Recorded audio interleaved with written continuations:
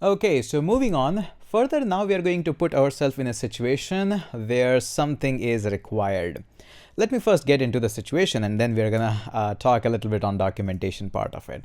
So let's just say for some reason you are storing all signals. I don't know what that signal is, but it is just a simple slice which stores all the strings, and the first string is test. Okay, that's fairly acceptable. Maybe you want to store all of that.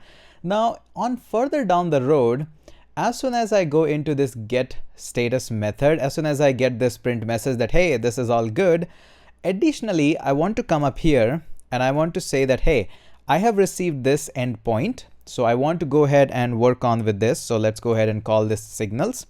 And I will say that, hey, I want to append this signals with whatever the endpoint is coming up. Fairly an obvious situation, we might get into this one. And further down, once all of this is all done, maybe after this wait group, we want to go ahead and print out this signal. What do you think is going to happen in this case? Let's go ahead and try to run this one, because obviously this might feel like, hey, nothing wrong is going on. And we go up and run this one. There we go, nice and easy. All of them are working nicely, a little bit slower. And after that, we see the test and all of that and all of that. So this is working fine. We shouldn't be bothered about it. No, my dear friend, this is where exactly you should be bothered about. As I told you, we need to change our mindset, because all of this situational that I'm trying to create here sometimes may give result which we want, sometimes not in this case. Now let me tell you why this is all happening and where things go a little bit bad in some of the scenarios. If you remember, I told you about this thing up here, that when you create a Go routines, these are managed by the Go runtime and these are managed by OS itself. Now, if the threads or the Go routines are being managed by the runtime, who is managing the lock onto a memory space? Now, in this case, what's happening, let's just say we are just firing up one Go coroutine, but there can be a situation where 5 different coroutines might be working on, and all of them simultaneously trying to write into a single memory. That is not good.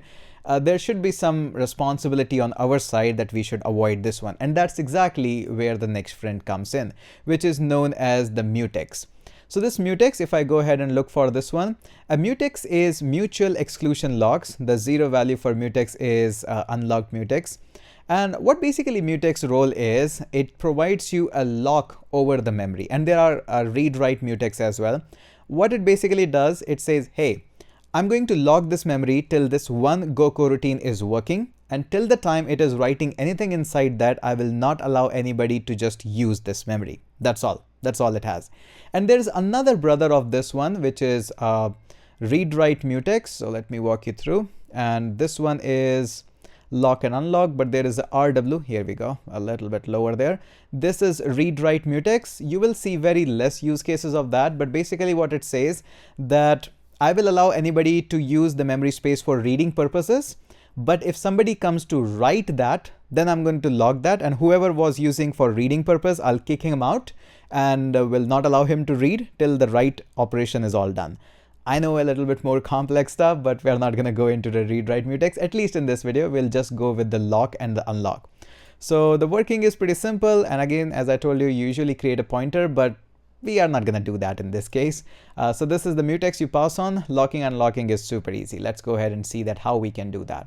At the very top, where we are defining our sync group, let's go ahead and define this mutex. So let's call this one as mute for mutex. And this one is also going to come up. I told you sync is like really the amazing package that we have. And it has this mutex. There we go. Again, in most of the cases, you're going to see that we create a pointer of that because we need to pass it on into multiple of the Go routines and a whole bunch of other places. And that's why we create a pointer of that.